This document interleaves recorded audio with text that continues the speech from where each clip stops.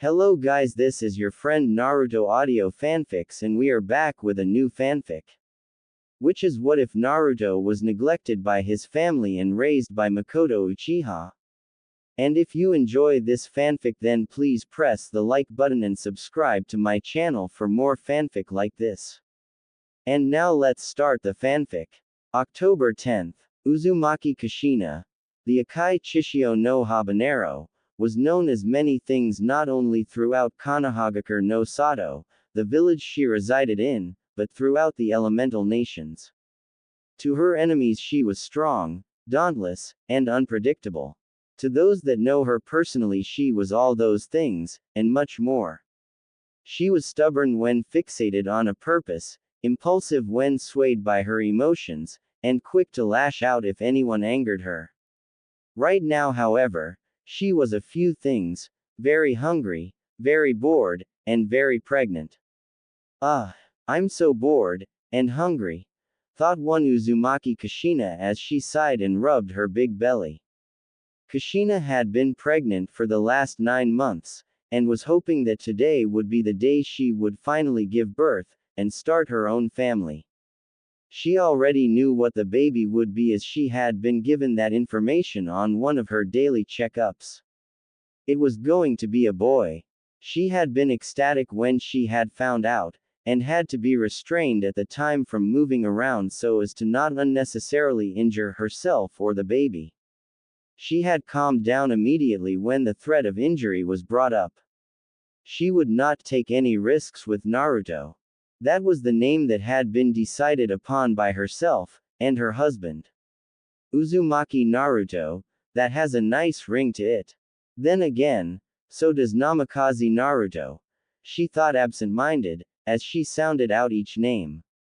Namikaze, that was a name that was synonymous with one person, the Yondaime Hokage, Namikaze Minato.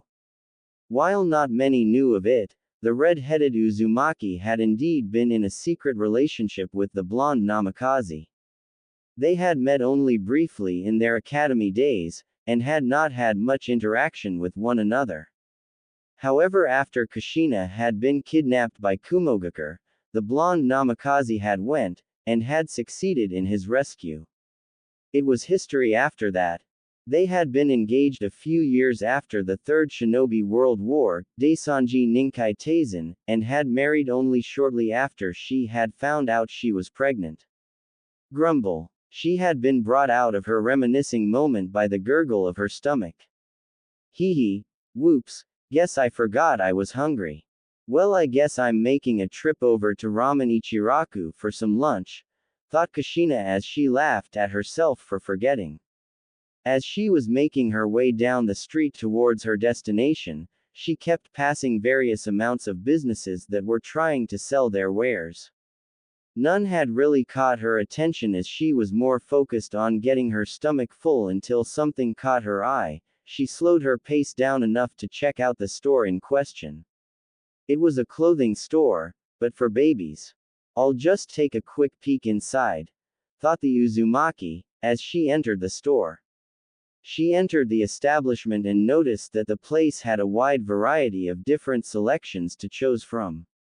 She was just browsing through some clothes that were more to her liking as they were things she would wear if they made them a few sizes bigger. She was brought out of her scrummaging as she saw something dark out of the corner of her eye. She turned her head to see what it was and noticed it wasn't a what, but a who. It was her best friend, Uchiha Mikoto.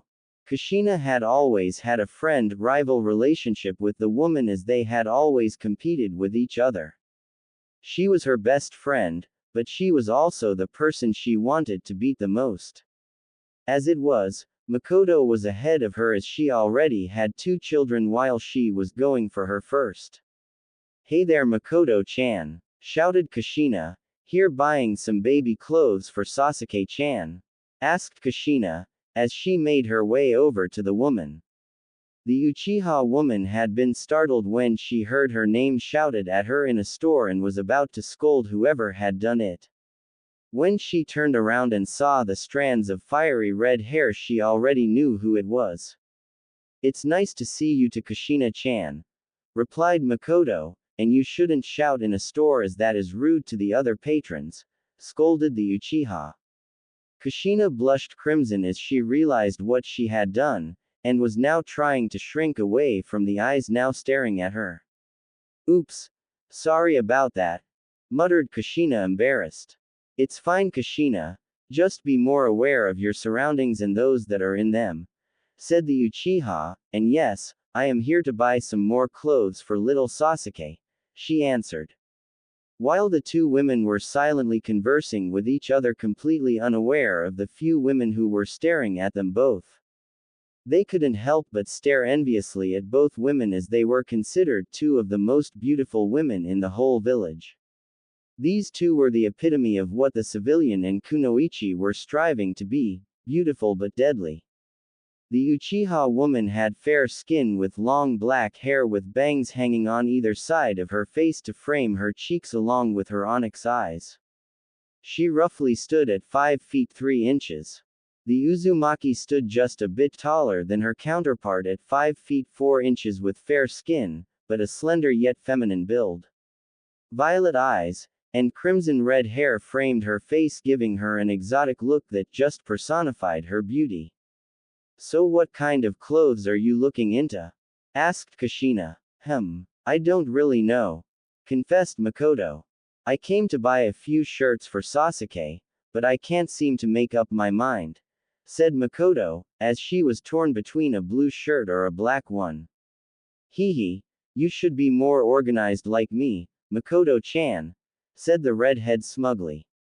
I already have baby clothes for Naru-chan all set up and ready to go, said Kushina with a confident smirk on her face believing she had outdone her rival. Mikoto simply stared at her friend, and smiled at her ignorance and naive attitude. Kushina, let me give you a piece of advice from a mother who has experience in raising a child, said Mikoto. Newborn children are always going to need things in quantity, even when you believe you have enough, it isn't, explained Mikoto, as she broke the news to her friend. Quote. Oh, of course I knew that. I was just testing you to see if you knew that, replied a stuttering and embarrassed Kushina. Mikoto smiled softly at her friend's flustered state. So what are you in here to buy, Kushina-chan? Asked Mikoto. Well, I grumble. Her stomach gurgled yet again, clearly upset with not getting any food yet. Quote. Kushina looked absolutely mortified while Mikoto was chuckling awkwardly. Quiet you, thought Kushina, silencing her stomach and praying it did not happen again. Mumbled Mikoto. I was actually on my way to get some lunch before I stopped in here, would you care to join me? Quickly asked Kushina, as she wanted to leave the store so as to not attract any more attention. Lunch sounds great. Just give me a few seconds to buy these things, and then we'll head out, answered Mikoto, and went to buy her things. Both women were making their way over to the ramen stand, and were a few feet away when two boys of the same age had stopped in front of them. Kushina instantly recognized both boys as she used to take care of both of them when they were just a bit younger than what they are now. Uchiha Itachi and Uchiha Shisui, she remembered when she had sent over the boys' birthday presents for their 5th birthday. She couldn't make it that day because of a day at the doctor for her pregnancy. Good afternoon Mikoto-sama, Kushina-sama, greeted the first boy with a goofy grin on his face. The other boy was shaking his head in exasperation at his friend's somewhat formal greeting. While still respectful, he did not believe it was enough. He lined up his feet, straightened his back, held up his chin looking them in the eye, and then bowed. Good afternoon Kushina-sama, and to you as well Ka-sama, said the still bowing boy. Kushina looked at both boys, and couldn't help but be amazed. They both hailed from the same clan, but they were both polar opposites of each other. Both had jet black hair, onyx eyes, and fair skin. That was where the comparisons stopped though. Itachi was growing a ponytail while the front of his hair was well kept and framed his face. Shisui on the other hand had short, unkempt hair, along with a broad nose and some rather well-defined eyelashes. "So what are the two of you doing out here?" asked Mikoto, since neither had given a reason as to why they were there. "We were actually looking for you and Sasuke," answered Itachi. "Yeah, we came looking for you so we could play with Sasuke-chan, right, Itachi?" asks Shisui looking at his friend. Itachi sighed while shaking his head when he heard the answer as to why they were really there. He could hear the snickering coming from the two women in front of him, and sighed even louder when his mother told him that Sasuke was at home with his father. He noticed that the redhead had stopped, controlled herself and took a knee in front of them. "Can I ask the both of you for a favor?" asks Kushina looking each both in their eyes. Both gave her a nod, and she continued. "You can both see that I'm going to have a baby, right?" She asks as both boys give her a nod. "I want you two to be big brothers to Naruto," she said. I am afraid I don't follow," questioned Itachi, as Shisui also looked rather confused as well. "What I mean is for the both of you to look out for him, play with him when you can, beat up anyone who picks on him, like a big brother should. Naruto isn't going to be like Sasuke, who has you to watch over him, Itachi. So would you both do me this favor?" asked Kushina, explaining herself. Both boys were stunned speechless as they weren't expecting for her to ask them that. To be asked to be big brothers to another child, and one whose mother had looked after them or played with them when they were kids. They did not take long with their answers. "I would like that very much, Kushina-sama," replied Itachi with a smile on his lips. "Yosh. You can count on me as well, Kushina-sama. I'll be the best big brother to Naruto-chan in the whole village. I'll protect him till the day I die," shouted Shisui while grinning while Itachi nodded his head, for once agreeing with his friend. Kushina had been a bit taken aback with his last statement, but smiled warmly at the boys. "Thank you, Shisui-kun.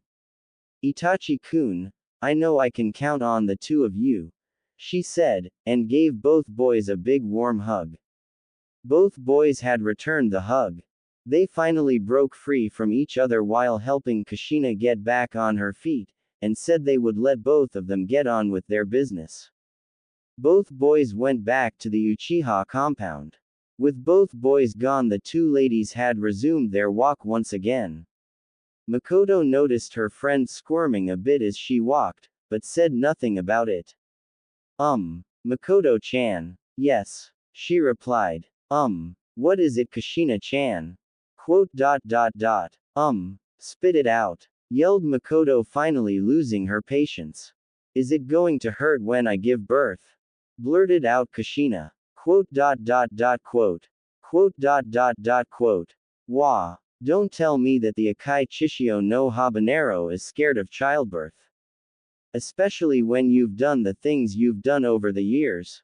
Teased the Uchiha. "Hey, I was just asking a question.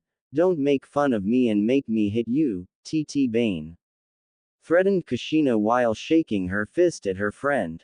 Mikoto completely ignored her friend's outburst and casual threat. "Hurt?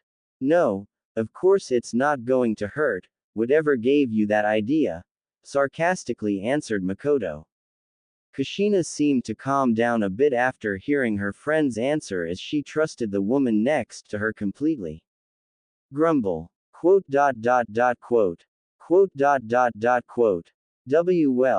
we're only a few feet away from the ramen stand, stuttered Mikoto, caught off guard by the loud noise Kushina's stomach had made. Kushina did not even bother to reply, and continued to try and shrink herself into her clothes to hide away from the stares. It seemed her stomach was fed up, and wanted to eat now. Finally, after what seemed like hours, they had finally arrived at their destination. They both took a seat at the stand, and were waiting to be helped. Kushina. What are you hoping Naruto turns out like? Mikoto asked suddenly. Kushina hummed and answered, I want him to be like me, a badass. She responded. Mikoto shook her head, and refrained from asking any more questions as they were going to place their orders. Mikoto ordered 1 bowl of chicken ramen while Kushina ordered multiple bowls, 5 bowls of miso ramen, and 5 bowls of shio ramen. Both variants of ramen had things that would be suitable for a pregnant woman: chicken, vegetables, and fish. Their orders had arrived a few minutes later, and they ate in silence. Once they had both finished, they had each paid for their food and had left the stand. Both had things they had to take care of, so they were each saying goodbye to the other. Splash. Kushina's water had finally broken. Silence, pure and utter silence throughout the entire street they were on. Oh shit, were the thoughts of both women. Kushina was starting to get extremely nervous, and began to panic. She barely heard her friend telling her to calm down until she passed out. Mikoto saw her friend had barely heard her voice, and quickly reacted once she saw her friend falling face first into the ground. She managed to grab her in time.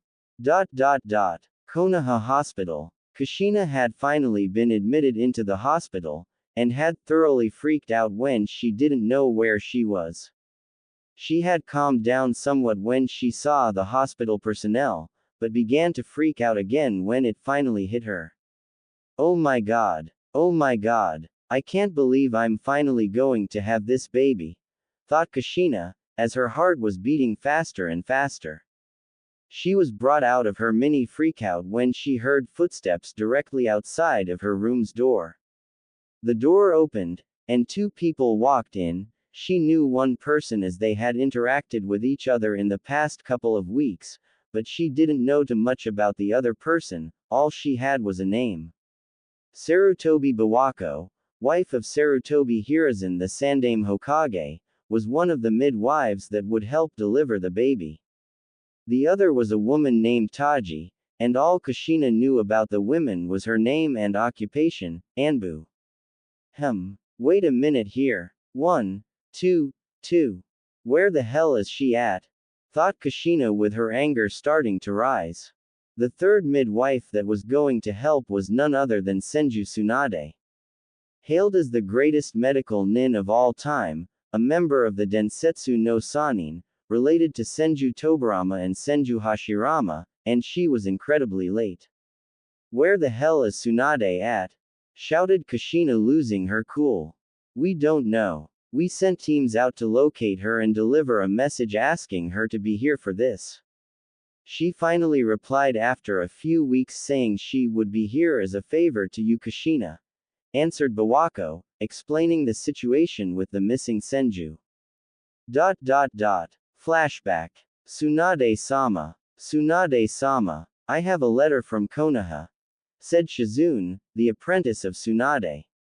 Shizune was a fair-skinned woman with a slender build along with black eyes and hair. She hands her master the letter and was going to leave for a moment. The letter had only just reached the fingertips of Tsunade before it was sticking out of the trash.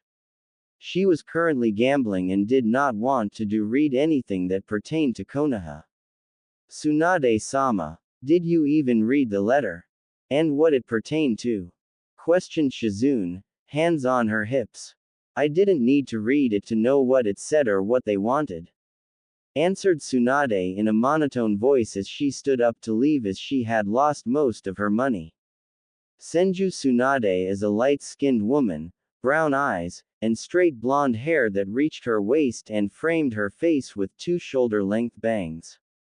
She also had possibly the largest bust in the ninja world at 106 centimeters, and has been hailed as the most beautiful kunoichi in the world.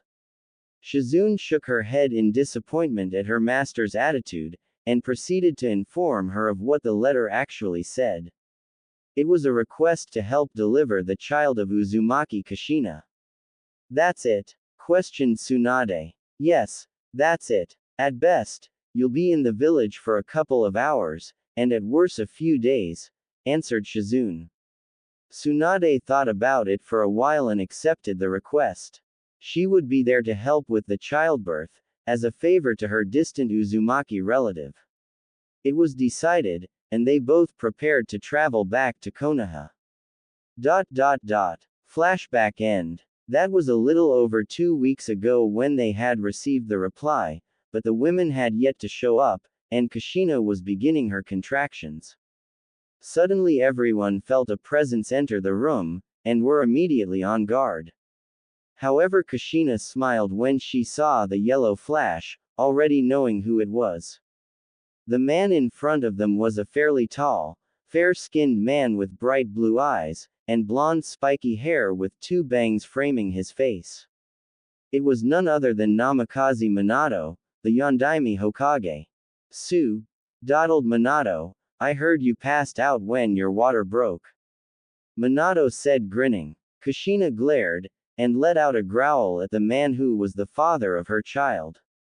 She could see him grinning like a madman, and was about to get up and stick her foot up his, but was stopped. As much as I would love to see you rip him a new one, don't you believe we should get things underway? Stated Bawako as she stood in the middle of the two. And what of Tsunade? Questioned Minato. She has yet to arrive. So we will have to start without her. Said Bawako as she heaved a sigh. Well, not much we can do about her now.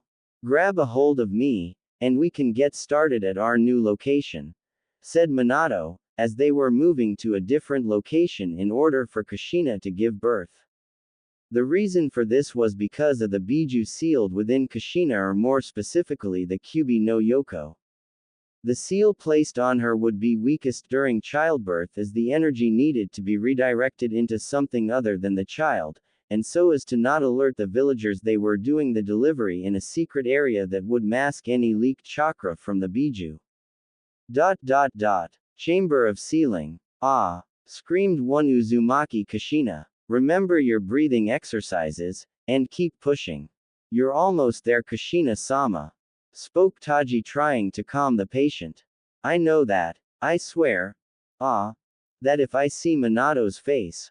I'm going to pound it in for what? He's putting me through.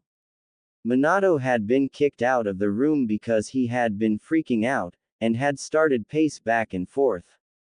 Plus he needed to keep an eye on the seal holding the Biju in. To hell with getting his face pounded in, he would be there for the birth of his son. It was one thing to pump himself up, but another thing entirely, as he was not even in the room yet. He opened the door to the room with the presence of a hardened warrior, and immediately withered under his wife's demonic glare. He was no censor, but he could still feel an assortment of emotions rolling off of her. They were all directed at his person, and they mostly consisted of bodily harm. Now Kushina, I'm sure it isn't that bad. Very poor choice of words. What did you just say? Asked Kushina in the calmest tone she had before the birthing had begun. I said, I know what you said, you idiot. You have some nerve saying that to me when you don't even know the pain I'm in. Damn you Namikaze Minato, for what you're putting me through. He had no answer to her claims. He did not know the pain she was going though, he had assumed it hadn't hurt that much, but to damn him, wasn't that a bit much? I knew I should have created a seal to counteract the pain. The drugs the doctors gave me aren't enough. I was just so happy about having a family that I forgot to create it. Quote. He still didn't understand how any of this was fault. He may have been the one to knock her up, but that shouldn't have distracted her from making it. He was too busy with his own work to make one, so yep, it was definitely not his fault. Don't give me that look. And keep those thoughts to yourself. What in the name of Uchiha Madara, how had she known what he was thinking? Must be a latent ability of a pregnant woman. To be able to discern their husband's thoughts. Minato, are you even listening to, me? Quote. Yes.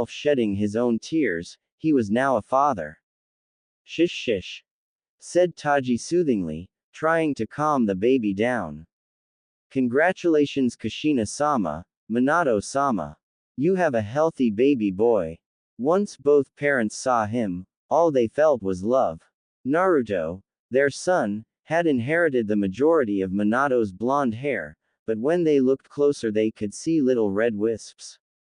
He had also inherited his father's strikingly blue eyes. However, he looked more like his mother more than anything. Taji then proceeded to give the baby to his mother. As if Naruto knew he was in loving hands, he stopped his crying, and looked up at his mother with his blue eyes, and gurgled. My baby, my precious baby boy, repeated Kushina as she was gently holding him in her arms. May I hold him Kushina? Asked Minato. She actually seemed to think on it, and had wanted to outright refuse him, but had relented. Of course, but be careful with him. Support his head gently, instructed Kushina, as this information had been drilled into her by Bawako. Hey there little guy, I'm your daddy, softly spoke Minato. He got a little baby yawn, it was just the most adorable thing he had ever seen. Excuse me Minato-sama, but may I have baby Naruto back for a few seconds? I need to measure his height and weight for his birth certificate, spoke Taji. Oh, right, here you go, said Minato, handing over his son. Thanks, I'll be done in a few seconds. Squelch. Waahhhh, cried baby Naruto, as someone different was holding him. Both parents shot their heads to the sounds of their child, and the familiar sound of blood hitting the ground. They both froze at what they saw, a masked man holding their son with a kunai pointed at his neck along with two bodies behind the man. Taji and Bawako were dead. Minato made to move, and beat the man with his superior speed, but the man threatened to kill the child before he could reach him. Then it happened. It all happened with the span of a few seconds. One moment, Minato was standing next to his wife, but now he was holding his child in his hands. He quickly noticed the exploding tags attached to his son's blanket, took it off, and flashed away to his home to secure his son. He had left his wife alone. Kushina. She was trying her hardest not to get teary-eyed as her son had been taken away, but her anger took over for her, and was directed at the masked man. What do you want? She yelled, trying to sound intimidating. To destroy Konoha. What? Why? How? Do you plan on doing that? Kushina said in between breaths after the birth. Simple really. I'm going to rip the Kyuubi from your gut, and release him upon the village, thus destroying it. Now Kushina was a bit frightened, and was about to speak before the man placed his hand on the seal that was on her belly. No. Wai. Ah. The seal had pulsed for a brief second before a primal roar pierced the heavens, and shook the very earth itself. Roar. The Kyubi no Yoko had been released from its seal, and placed under the control of the masked man. You've done your part, Uzumaki Kushina, now watch as I burn Konoha to the ground, said the masked man, and he disappeared. He assumed the woman was going to die of blood loss and shock from having the biju forcibly extracted. A few seconds later Minato reappeared. Ina! Kushina! Yelled Minato as he re-entered the sealing chamber. Minato had arrived only to see wife breathing coming out heavy and hoarse. She was still alive and that's all that mattered right now. He noticed the man from before was gone, and was going to soon give chase as he already knew what was going on. The biju had been released from its seal, as he could feel its foul chakra. He needed to hurry before the biju reached the village. He already knew what he was going to do, but he would ensure that they would never be alone in this world. He lightly touched his wife and disappeared in a yellow flash. Minato's secret house. Minato and Kushina had arrived at his secret safe house, located just behind the Hokage mountain. He placed his wife in a bed. Knowing her, she's going to try and get up and fight with me, thought Minato with a sad smile. That is not something I can allow to happen. One of us needs to guide our son, and that will be you, Kushina. Fuinjutsu. Ikaime Keke, sealing technique. Living barrier.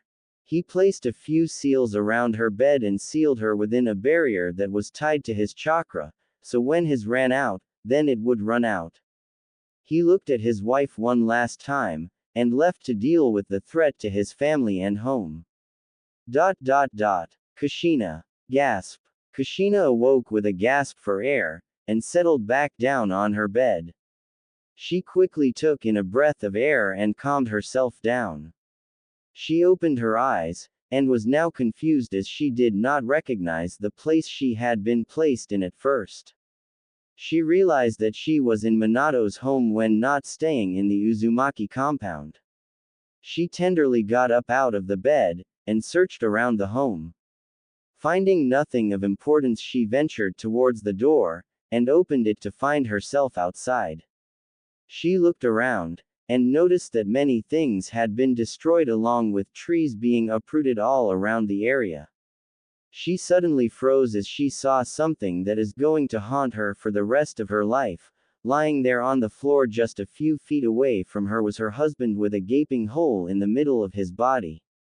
She saw this, and despite the pain she was feeling, she rushed over to his downed form. She reached him, and began to shake him while tears were falling down her face. She tried and tried, but realization hit her. Namikaze Minato, the Yondaime Hokage, was dead. As she was crying, she managed to hear a very faint sound off in the distance, so she got herself up, and found her son in a basket crying. Her son was alive. She quickly grabbed him, and started to cry along with him until she saw the seal that had faded from his little belly. Then everything hit her. She knew just what had happened. Her husband had sealed the biju inside of their son. That was why he was dead, as she knew he only knew of one way to seal the kyubi. He had used the Shiki Fujin along with the Hake no Fuin Shiki. She looked at her son, and knew things would be difficult if news ever got out that he was the new Jinchuriki of the Kyubi no Yoko, and she assumed that was why she was alive, so as to not only protect him, but guide him as well. She then noticed two concealed letters, one for herself and Naruto, but before she could hope to read hers, someone called out to her. She turned expecting one person, but was surprised when there were two. Sarutobi Hiruzen was striding over to her location while one of his students trailed him. She would have thought it to be Jiraiya, but instead it was Senju Tsunade. Finally getting over her mild surprise, she questioned why both teacher and student had arrived after the damage had finally been done. She heard their answers, but neither appeased her and she began to recount just what she could remember of the situation at their behest. Listen, Kushina, I'm sorry for the loss of your husband, but I need to know what happened to the Biju. Pressed Hiruzen, as he needed to know the situation in case it was still loose. Kushina did not hesitate for 1 second before answering, it was sealed by Minato. He sealed it inside of himself and took it with him into the belly of the Shinigami, lied Kushina. Both were surprised, but none more than Hiruzen. He looked into the woman's eyes to see if he could find any deceit, but found none. He then looked to the child in her arms and saw nothing. No seal anywhere on the body nor were there any traces of the Biju's influence. I see, said Hiruzen, sighing at the whole situation. What do you plan to do now? He asked. I plan on raising my son to the best of my ability while leading him to greatness, stated Kushina with a conviction in her voice. Hiruzen nodded at the women, and then asked her another question. What's the lad's name? He questioned. Kushina easily read between the lines, his name is Uzumaki Naruto of the Uzumaki clan. I see. Will he ever take his father's name? Perhaps. I will let him decide when he's older or if he finds out himself. Whichever comes first, answered Kushina, as she was now starting to feel the effects of the pain on her body. Listen, Hiruzen, I'm taking my son home. We need to rest after the ordeal we have been put through today. If you need any more questions answered, then you may ask me tomorrow, said Kushina, before gripping her child a bit tighter, and began walking back to her home. She stopped halfway. Tsunade asked Kushina in a tired voice. Yes. Can I talk to you? Come by the house tomorrow. I have something I need to ask you. Just ask me now. I might only be in the village until tomorrow anyway, replied Tsunade, as she did not wish to see more blood and carnage. Kushina stared at the women, and was trying to figure out if she was being serious or not. Would she really just leave when so many were injured and in need of her skills? Walk with me then. Okay, she said as she caught up with the redhead, so what did you want to ask me? I wanted to know if you were interested in becoming our family's personal doctor. She asks suddenly. Why would I want to do that? I mean, don't get me wrong. I consider you family regardless of how distant, but why would I want to stay in this village? Questioned Tsunade, surprised at the out of the blue offer. Well, you do kind of owe me for not being here on time. And had you been here, things might have been different, reasoned Kushina, while trying to guilt her into staying.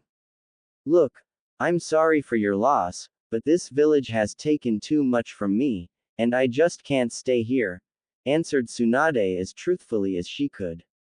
Look, I don't care if you want to leave the village to go and do your own thing, but when I have need for you, I want you to be there.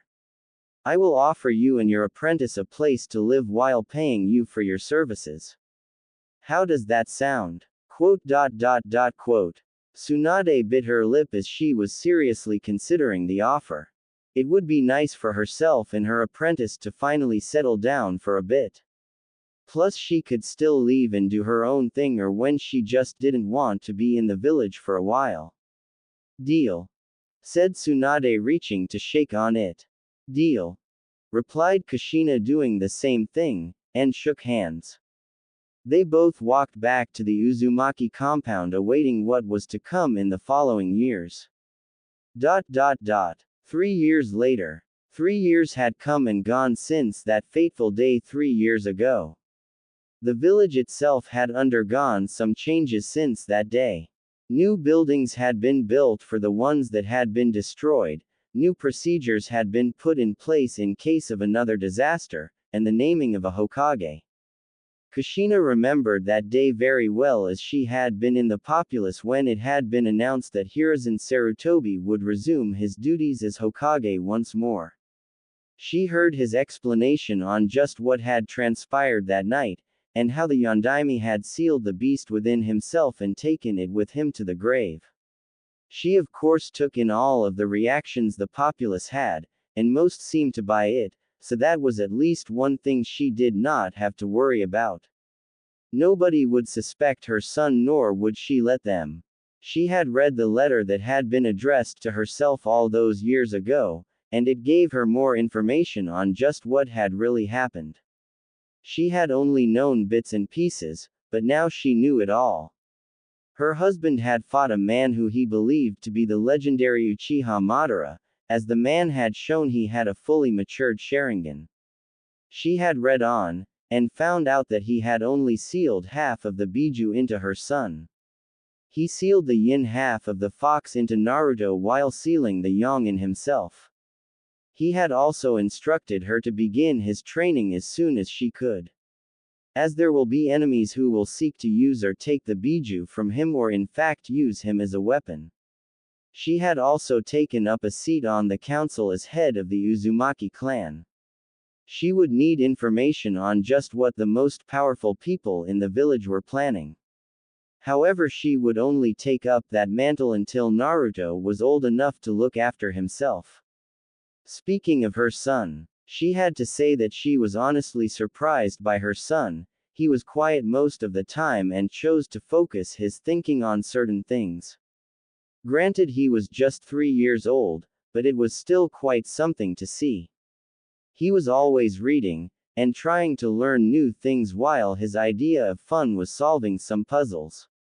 She had been a bit concerned about him, as she would have thought he would have been a regular ball of energy, like she was as a child. However, the more she thought about it, the less she worried, as his father was the same way. The only real friends he had were people that were much older than him. She could name them on one hand: Tsunade, Kakashi, and Shizune.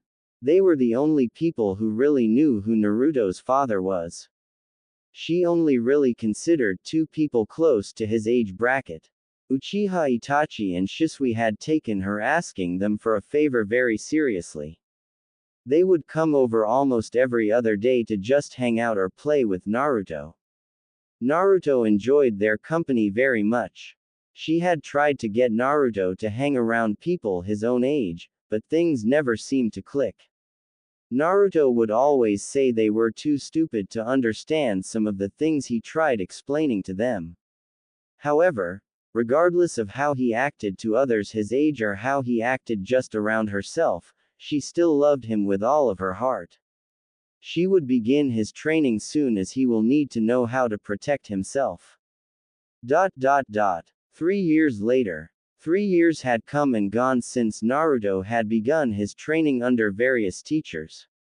Some skills had taken him longer to master, but he had eventually gotten them down. He was currently awaiting for his next 2 senseis. He briefly thought back to his first lesson with his mother while he was waiting. Flashback. Okay Naruto, today I'm going to start your training. Now I want you to understand that this is going to be a lengthy process, and what you learn today needs to be practiced for the remainder of the year. Am I understood? Said Kushina, with a sweet smile on her face. Why yeah, understood Ka-chan, replied the 4-year-old. Good. Now I want you to take a seat on the ground, and cross your legs as well. I'm going to have you unlock your chakra, explained Kushina as she instructed him. Naruto proceeded to follow her instructions and sat down on the ground while crossing his legs. He looked up to his mother, further awaiting her orders. First off, answer me this. What is chakra? Chakra is the molding of the physical energy present in every cell of the body, and the spiritual energy gained from exercise and experience, stated Naruto, with pinpoint accuracy. Word for word from what you read, huh? Yep, he replied with a smile. Alright, now I want you to close your eyes and focus deep within yourself, she said, watching him close his eyes and began to concentrate. Next, she continued, you're going to feel an energy source within yourself flowing throughout your entire body. I want you to grab that energy, and bring it to the surface, she said, as she was patiently watching. Confusion was written over Naruto's face. Seeing the confused face on her son, she decided to find out what was wrong. What's wrong, Sochi? Can you not locate your chakra? She asked. No. I found it, but it's strange. What is? There are two energies for me to grab. One is blue and warm, while the other is red and malicious, explained Naruto, not really knowing what was going on. Quote. Kushina froze when he mentioned the second type, and immediately knew what it was. She would need to tread carefully here. Naruto, she spoke softly, I want you to grab the blue and warm feeling. Don't touch that other one, I will teach you about it, but not right now. Okay. She spoke slowly. Okay. I'm going to grab the first one, he replied.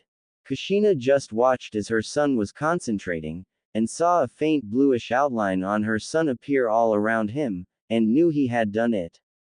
Congratulations, Naruto, you've successfully unlocked your chakra, said Kushina, as she went up and gave him a hug.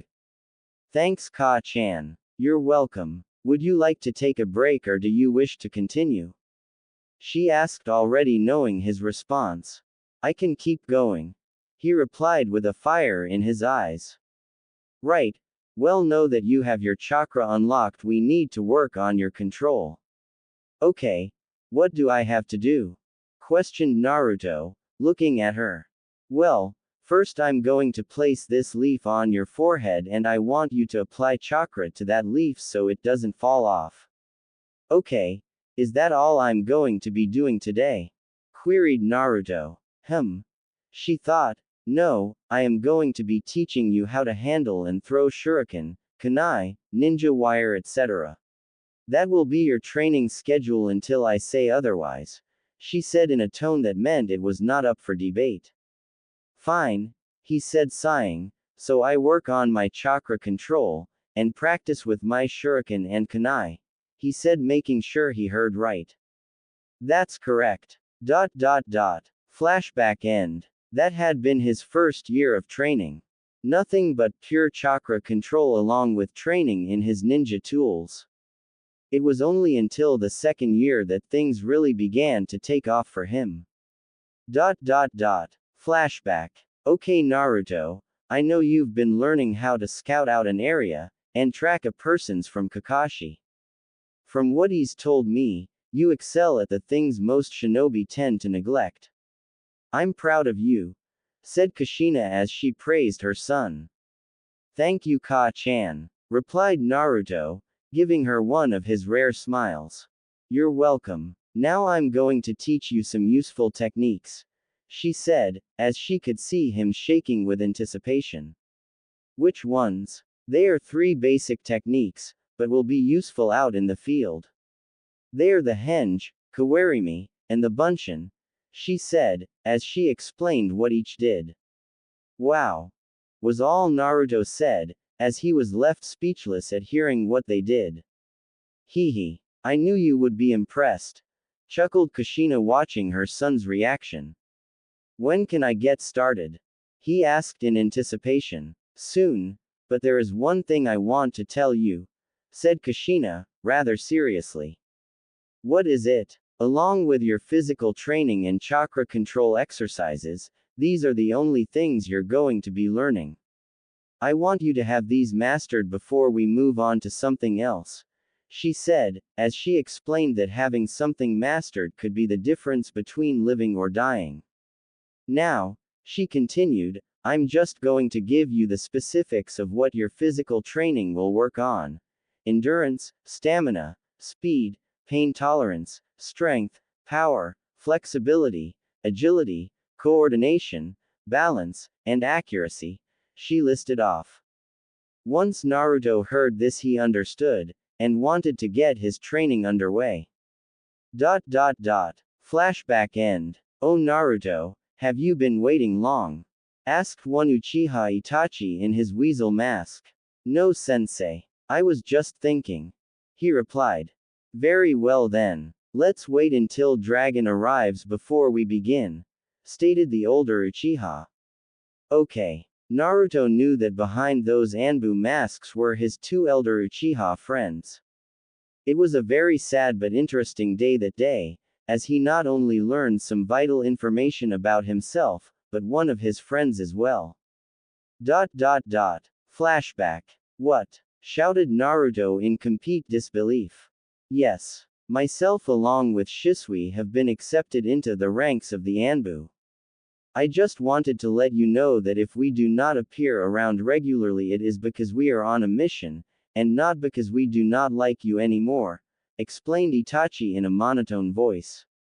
However, what he did not tell the young blonde before him was that both Shisui and himself have already been in the organization for a while now, and their next mission was regarding him.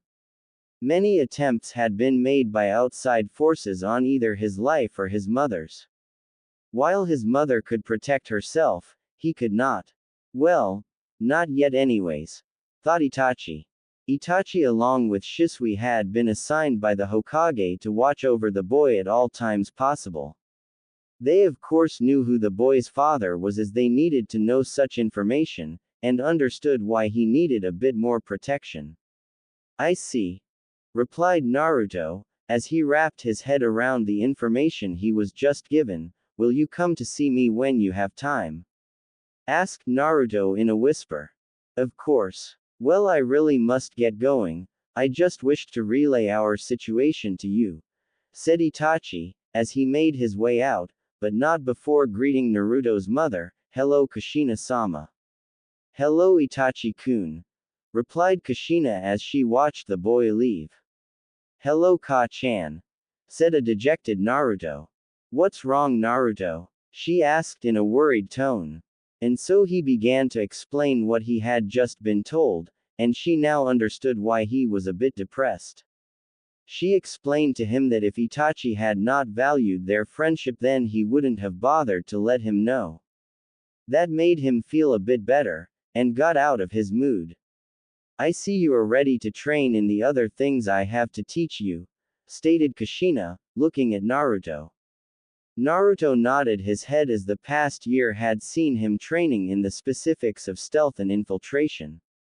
He had asked her how she knew such things, and she said she was once briefly part of the Anbu, until she got pregnant, and left it at that. Those two things along with his physical training, and his new chakra control exercise, tree walking, had done wonders for him. He was wondering what she would teach him next. I'm going to teach you this technique I learned from one of my friends. It's called the Toten Jutsu, she said. What does it do? It renders the user invisible during combat, she explained. That sounds useful, replied Naruto, thinking of such ways to use it. It is. Toten Jutsu, transparent escape technique. And before his very eyes, his mother had vanished. He was about to call out to her, but something stopped him, and he forced himself to the ground. It was quick, but he felt the change in the air current after he had dropped. You have good instincts, Naruto. You dodged that strike well, but never stop moving, she yelled. Naruto heard her tone of voice, and immediately got himself up and put his defense. It had little effect as Kushina could easily bypass it. She knocked him around a few times, and let himself get back up again. She was impressed with his durability, but then again he was an Uzumaki. Shit, cursed Naruto mentally. He needed to find out just where she was, but how? Unbeknownst to the two Uzumaki that were fighting, but there were two people watching them. It was two Anbu that had been watching since the beginning. One had a weasel mask on while the other had a dragon mask. What do you think, Itachi? Asked Dragon. How many times must I tell you? Don't call me by my name, sighed Itachi, shaking his head. Oops. I mean, what do you think? Weasel. Dragon spoke the last few words in a serious tone. I think he needs to do something quick or he will continue to be punched and kicked by his mother, answered Weasel as they both returned to watching. Damn it. I need to do something. I know, thought Naruto, as something came to him. He rolled once again as he felt the current in the air shift, but this time while on the ground, he snatched up a handful of dirt. He quickly got up and readied himself when he felt the shift again, he threw the dirt. Hee. Nice try, Naruto. Something like that will not work on an opponent who is much faster than you, she explained to him, as she rounded on him once again. Oof, grunted Naruto as he focused his eyes as much as he could, hoping to find her. Might as well end this little demonstration, thought Kushina, but not before she could land one more hit. She balled her fist up, and was about to bring it down on top of his head when something incredible happened. He caught it. What the hell? Shouted Kushina in disbelief. Gasp. She couldn't believe it, but it couldn't be an illusion. Her son was looking at her not with his own eyes, but with the eyes of a different person. She was looking directly at a pair of Sharingan eyes. "Bu" were the last words on her mouth before she received a kick directly to her stomach, knocking the air out of her as she fell to the ground. Weasel and Dragon. They were both just as shocked as Kushina was. They couldn't believe that their friend had those eyes, it didn't make any sense. They needed more information before reporting this. Naruto and Kushina. Naruto looked directly at the downed form of his mother, and quickly ran towards her to check on her. Ka-chan, are you okay? I'm sorry. He repeated over and over again in worry. It's okay, Naruto. I just need to catch my breath, she said, never leaving his eyes. What's wrong? I think we need to call Tsunade, and give you a checkup, she responded. Flashback end. Oh man, and what a checkup that was, thought Naruto, thinking back to that day. After his checkup had been finished, they had taken a blood sample. It was obvious he had Uchiha blood flowing through his veins, but who had he received it from? His mother, or his father? From what the results had said when Tsunade had gotten them back, Naruto was 33% Uchiha, 33% Kagaya, and 34% Uzumaki. Who knew? Flashback. Really? Where did I get whose blood from? Asked Naruto, looking around the room. We would like to know that as well, thought both Itachi and Shisui, as they were hidden from view, still watching over Naruto. Well, started Tsunade, you received your Uzumaki blood from your mother, but you also received your Kagaya blood from her as well, stated Tsunade. Everybody was now looking at Kushina, waiting for an explanation. She told them that she was in fact half Kagaya on her mother's side. I see, said the busty Senju, well that answers that question. Which pretty much means you received your Uchiha blood from your father, and from what I've seen on the results, you're actually related to someone from that clan, she said out loud. Who is my father? And who am I related to? Naruto asked in rapid succession. Tsunade looked to Kushina before answering, and got a nod. Your father is or was, Namikaze Minato or Uchiha Minato, the late Yondaime Hokage. Shock, sadness, relief, anger, were the emotions that had been going on inside of Naruto when he finally got the news he had been waiting for. I see, he said. That's it, you see, spoke Tsunade as she believed the boy would have an outburst. What else do you want me to say? I finally have the answer to who my father was, but I do need time to adjust to it, he explained, looking directly at the woman. Tsunade just nodded her head, and continued with her information. Now as to who you are related to by way of your father. Your grandfather is Uchiha Kagami while his son Shisui would be your uncle, said Tsunade, revealing the information. Gasp.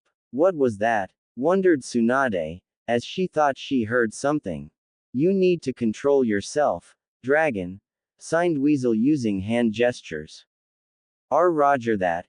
He signed back using the same gestures. Really? I'm related to Shisui, that's so cool, said Naruto, as he looked up to the older Uchiha boy.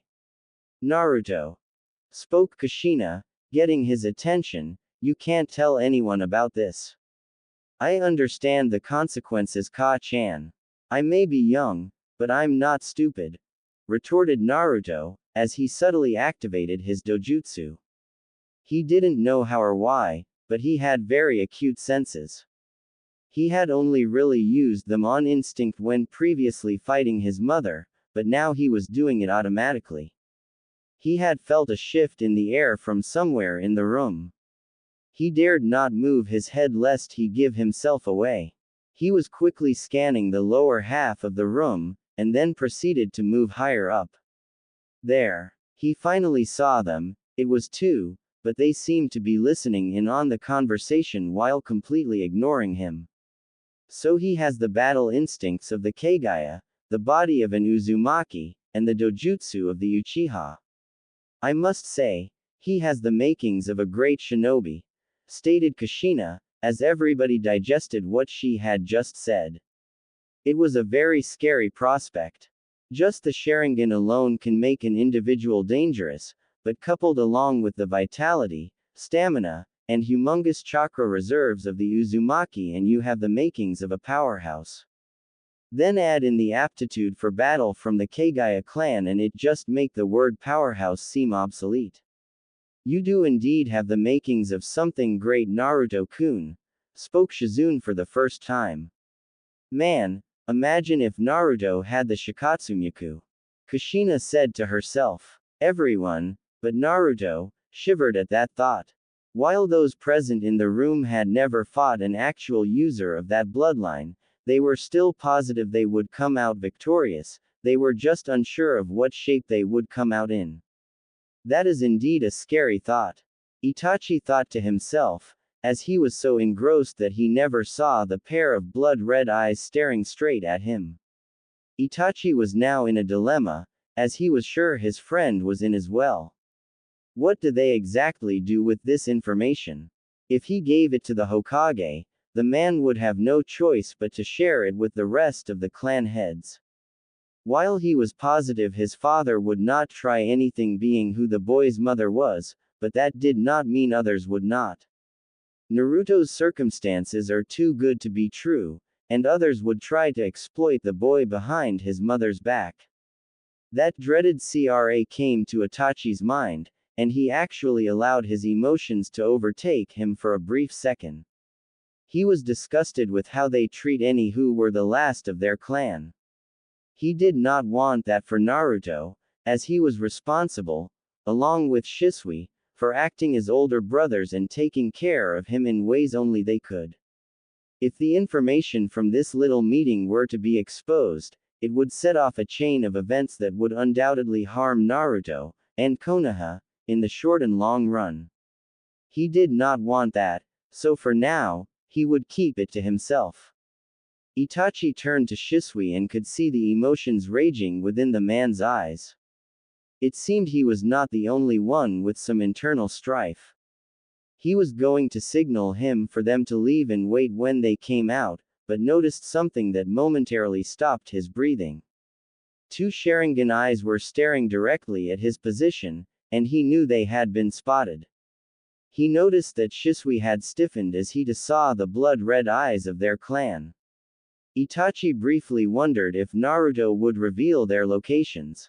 We made a rookie mistake, thought the fresh new Anbu shinobi as he was caught unaware. He breathed a sigh of relief as the boy had stopped applying chakra to his eyes, and turned his head in the opposite direction. Before he left though, Naruto gave him one last look, and Itachi had received the message. Itachi and Shisui disappeared immediately after that. Both Uchiha were in and around the canopy that surrounded the Uzumaki compound, and were awaiting their visitor.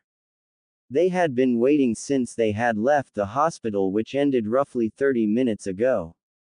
They did not wait much long as Naruto appeared not a few yards away from the trees that were hiding them. You two can come out now, called out Naruto. The two seemed to hesitate at his casual demeanor as he called out to them.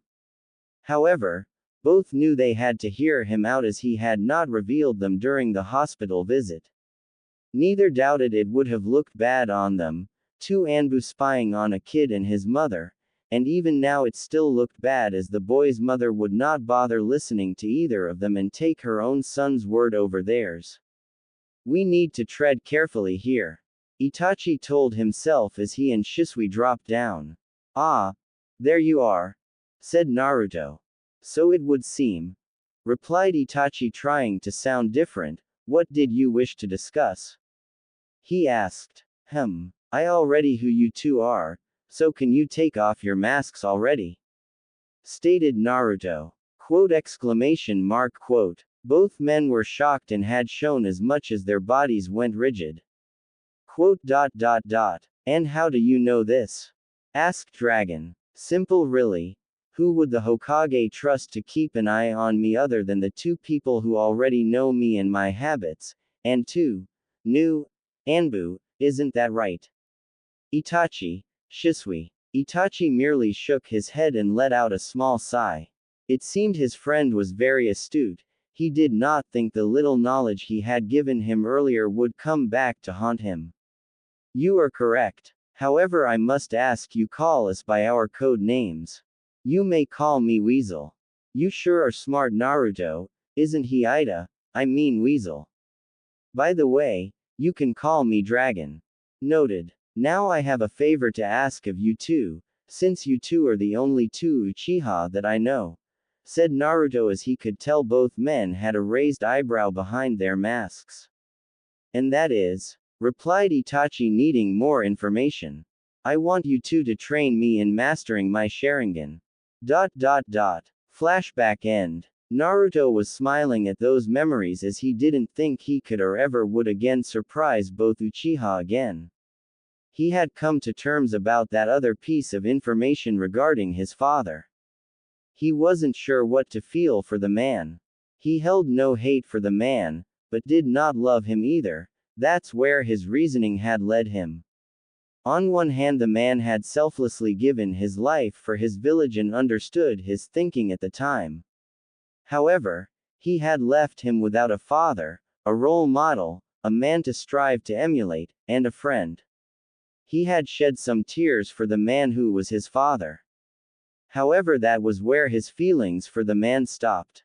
He had no obligation to strive for, emulate, or surpass a dead man, and would instead strive to surpass his mother. He was brought out of his thoughts by a voice he recognized. Yo, sorry I'm late. I forgot what time I was supposed to be here and overslept, said Dragon.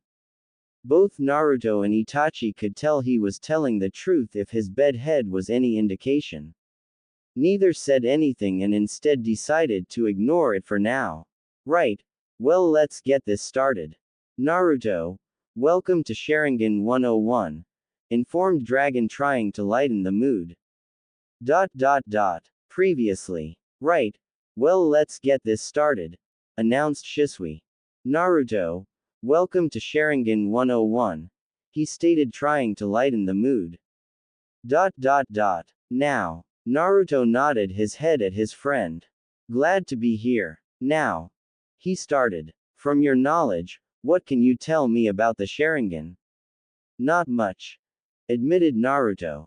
Kinda the reason why I asked the two of you to help me. Not much information is open to me, due to it being a bloodline, he stated. Plus, I can't just walk over to the Uchiha district, and just ask for this information, he added, finishing his point. This is true, said Shisui, knowing everything Naruto just said was correct. Indeed, added Itachi, completely agreeing with the blonde's assessment. Oka, was all Shisui said before getting cut off. Excuse me, Dragon, interrupted Itachi. But I believe there is something we need to discuss before we can move any further with this training session. Shisui was surprised that the ever-stoic Itachi had cut him off. And that is, Itachi turned his head, and looked directly at Naruto. I know you already know this, and have stated it, but I just want to restate it, spoke Itachi in a serious voice. Nobody must know of our involvement in this. Naruto already understood this, but reassured the teen with a nod of his head. Good, responded Itachi, and motioned for Shisui to continue. Now to begin again, before I was rudely interrupted. Since you have just unlocked your dojutsu, we will only explain what one tomo will allow you to do, said Shisui.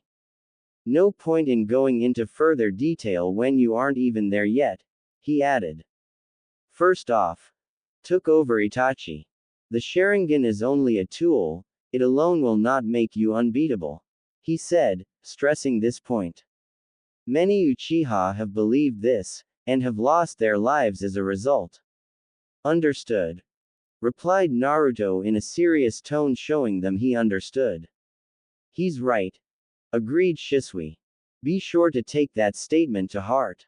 The eye itself allows you to see chakra flow while giving color to it. It will also allow you to tell if a person is under an illusion, and it gives the user a clearer perception of things. As your eyes continue to mature, so will these abilities, finished Shisui. Having at least one tomo in your eyes will allow you to at least copy hand movements, like pencil movement, to a degree, explained Itachi. Oh, I almost forgot, said Shisui in realization. No pair of eyes will ever have the same level of ability. Naruto arched an eyebrow as he was confused by this piece of information. What do you mean by that? What I mean is, for example, while all Sharingan eyes can cast genjutsu, some are just going to be much better at it, explained Shisui, who then turned to Itachi. Like him, for example, his eyes are much better at casting illusions than mine ever will. However, he continued, just because his are better doesn't mean I can't cast illusions either, his are just much stronger. My eyes allow me the use of high-level hypnotism, which is a form of genjutsu. He puffed his chest out when announcing his ability. Interesting, I did not know that each pair of eyes had their own unique skill, said Naruto, wondering what his would be. Leave it to Shisui to give away what our eyes can do, sighed Itachi, shaking his head and rubbing the bridge of his nose. I need to stop this now. I am now going to go over the training schedule, announced Itachi, taking over for Shisui. You will still continue to train with your mother, as a strong body is also needed to utilize our dojutsu to its full potential. We will train you after your session with Kushina-sama is finished. Itachi could see a bit of a grimace on the young boy's face. I realize that you will be tired, but that is nothing more than a petty excuse. If you truly wish to be strong, then you will dig deep and push through it, and flourish because of it, finished Itachi. The weasel mask-wearing teen could see the fire in Naruto's eyes after his little speech, and knew his friend would do his best. You can count on me, exclaimed Naruto. Very good, we begin tomorrow. 1 year later. It's been a full year since Naruto had activated his bloodline, and he could say with a straight face that he was happy at the moment. His training with his mother had also taught him yet another skill which all ninjas should be adept at. Flashback. Naruto stood stock in his backyard while currently awaiting instruction from his mother. Naruto, she started, I'm very proud of you, to not only have mastered what I, and others have taught you, but to not once ever complain. Good work, she said as she gave him a big hug. Hee. He chuckled. Thanks, Ka-chan, he said, returning the hug. She smiled at him. You're welcome. Now we will move on to the next segment of your training, sabotage. Sabotage, said Naruto, trying the word out. There will be times when you will need to destroy something instead of fighting, she explained. However, it does not just involve destruction. It also entails obstruction, disruption, and subversion. What is subversion? He asked as he knew what the other two were. Good question. She told him. Subversion refers to an attempt to transform the social order, and its structures of power, authority, and hierarchy. She lectured, but saw his confused expression. It means changing the status quo. Ah. He said as he thought of something. Is that why you trained me in stealth, and infiltration first? He asked as it made sense to teach him how to sneak in to destroy things. She nodded her head. Correct. Everything I or others have taught you to this point will be used in conjunction with each other or in some cases, separately. I see. He said. Other than sabotage, what else will I be learning? A new chakra control exercise for starters. Which is, motioning his arms telling her to continue. Water walking. He nodded his head as he had already mastered tree walking the year prior when he had been introduced to it. Plus, she continued, I want you to get better with your writing, which is why you're going to be doing some calligraphy training. Calligraphy. He made a face. Why that? It's for something I have planned in the future. Was all she said. Oh. He said, a bit disappointed she didn't elaborate. Let's get started on this new training then. Flashback end. While his training with his mother had been going great, it was his other training with the two teen Uchihas that had him giddy. He had finally managed to progress his dojutsu to its next stage while also discovering the ability of his eyes. Flashback. Naruto. Spoke Shisui. Yes. We've been training you in your dojutsu for the past year, and while you have progressed physically, your eyes have not, he stated. So I've noticed. Deadpanned Naruto. Which is why the both of us, Itachi and myself, have decided to up your progression rate, he chirped happily. And just how do you two plan on doing that? Naruto asked suspiciously. Simple. Avoid the shiny pointy objects that we are about to hurl at you. Shisui said nonchalantly. Huh, was Naruto's brilliant retort. Dodge, shouted Shisui, as he and Itachi threw shuriken and kunai. And so began the dodging game of death. However, there was something both Anbu members had failed to mention to their student. Most if not all of the shuriken and kunai were blunt. They did this to keep the threat of injury a real possibility. Naruto had begun to slow down somewhat, and this was noticeable by the few tears on his clothes.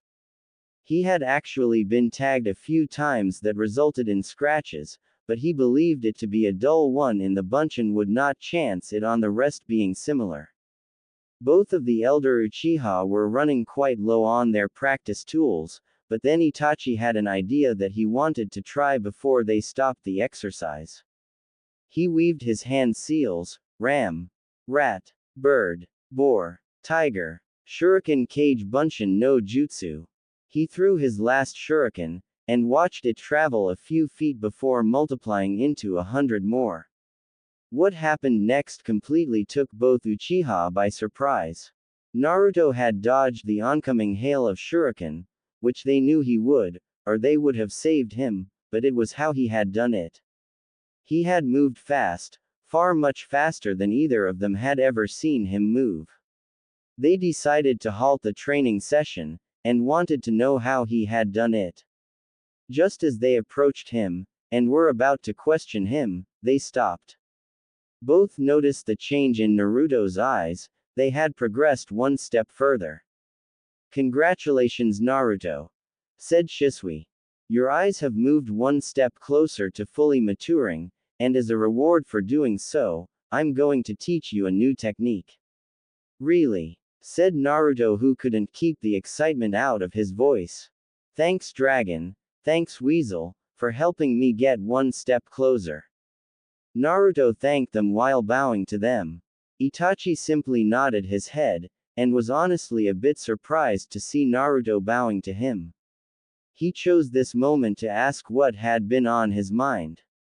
You're welcome, and do you mind if I ask you a question?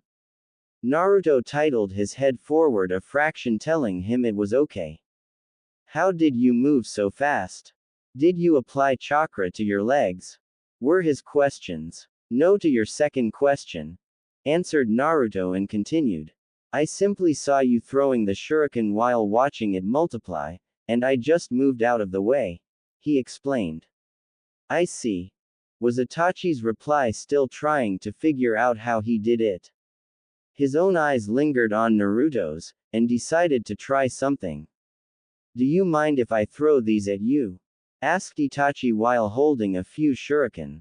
I just want to see how well your eyes can track them, he added quickly. Naruto simply raised an eyebrow at the odd request, but accepted. Okay, he said as he got into position. Itachi's fingers had a firm grasp on each individual shuriken, his body tensed a bit as he got into his own throwing stance. He released the first set that were in his right hand, but immediately noticed that Naruto had moved to the opposite side. He moved a second before I even threw them. Itachi muttered in a bit of disbelief. Naruto's movements, along with Itachi's throwing motion, were near instantaneous, and while most would assume that the blonde had just moved faster, Itachi saw differently.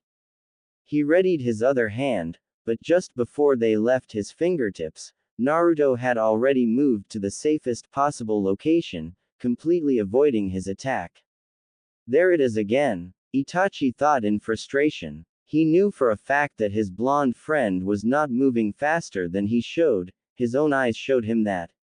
Then what is it? It was almost like he knows where I'm going to throw them before I do. That was when it hit him. Precognition, whispered Itachi, but loud enough for the other two to hear. Precognition, repeated the other two, wondering what he was talking about. That is the special ability your eyes have, stated Itachi, and even he couldn't believe the words that were coming out of his own mouth, as he couldn't fathom such an ability. Oh, realized Naruto. You mean how like either of yours allow you to cast stronger illusions or hypnotism? Correct, replied Itachi, still miffed about his friend giving away such information.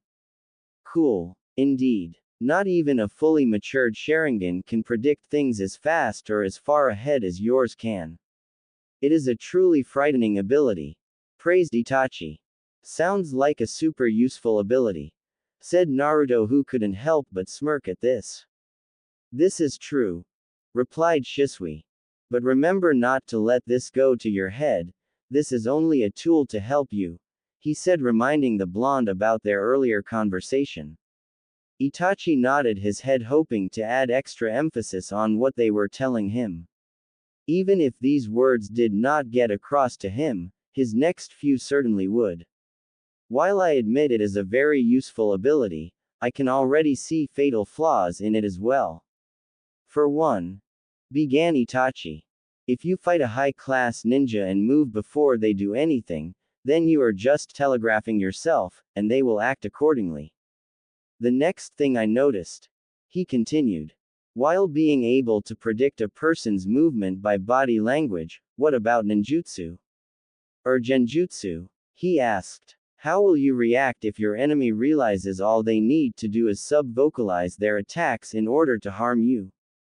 He asked as he broke down the ability on his first glance. That's the Uchiha clan's prodigy for you, muttered Shisui, as he was nowhere near as astute as his friend was. Oh, said Naruto, completely dejected now. I guess you're right about that. Listen, sighed Itachi. Everyone in this world of ours has their own strengths, and their own weaknesses. It is up to the individual, however, to realize this, and do something about it. No technique is without its own weakness. He finished. Even yours? Asked Naruto while looking his friend in the eyes. Even mine. He did not hesitate when he answered. Which is why I train to compensate for it, same thing for Dragon. He explained, trying to give his friend some closure. He is right, you know, agreed Shisui. And that sure is one handy ability, Naruto.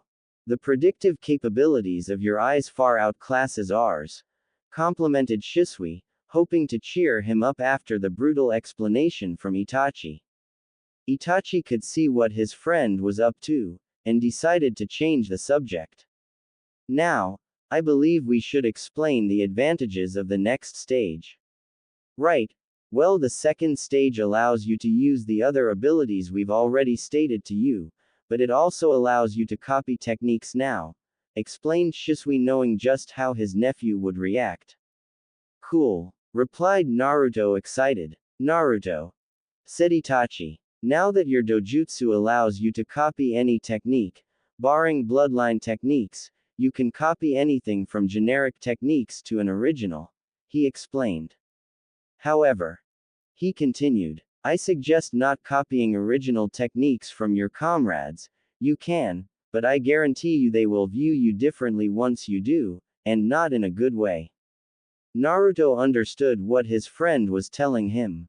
He had no qualms about stealing original techniques from his enemies, who were probably trying to kill him. He also understood that last part as well. Thank you for the advice, thanked Naruto, before he remembered something. Oh, how about that technique? He said, salivating at learning something new. He turned to Shisui. Oh yeah, muttered Shisui. This is the technique that made me famous before I joined up, bragged Shisui. Naruto perked up at this, and grew more excited. He didn't know his uncle was famous. Outside of these walls, enemy shinobi tremble when they hear this name, while the kunoichi have to hold themselves back from having their way with me. They know me as Shunshin no Shisui, stated Shisui proudly, completely oblivious that he just named himself while in Anbu gear.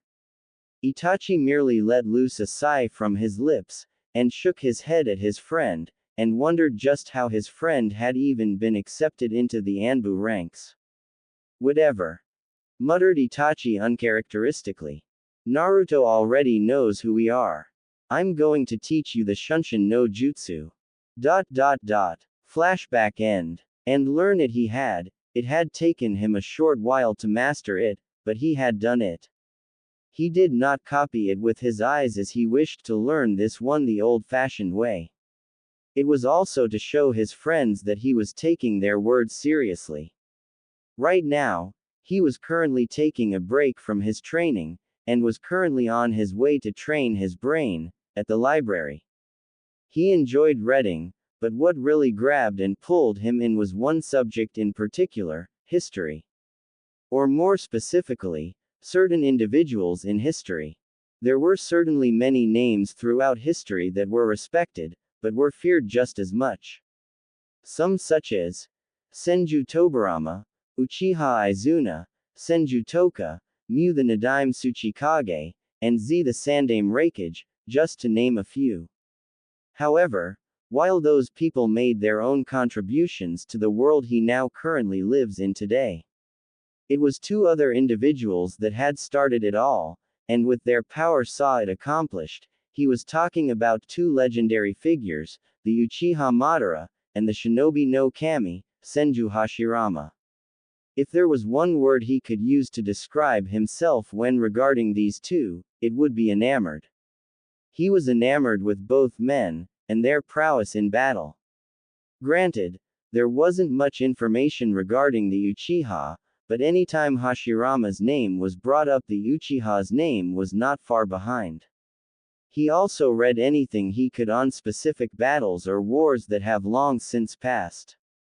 It was always a good idea to learn from history so as to not repeat it. It not only helped in learning the tactics from his own village, but from other villages as well. However, he was trying to learn a bit more on a certain subject that all of his teachers have either forgotten or just won't teach him, assassination. He figured that if he was going to be one of the best, then he needed to be knowledgeable in all fields of shinobi life. From what he remembered, there were many books, some harder to get than others, that held information regarding what he had just been thinking about. He was going to be at the library for a very long time today. 3 years later. 3 years had come and gone for one Uzumaki Naruto, and he had grown well. He was a healthy 10-year-old boy that stood at 4 feet 3 inches, and weighed 70 pounds.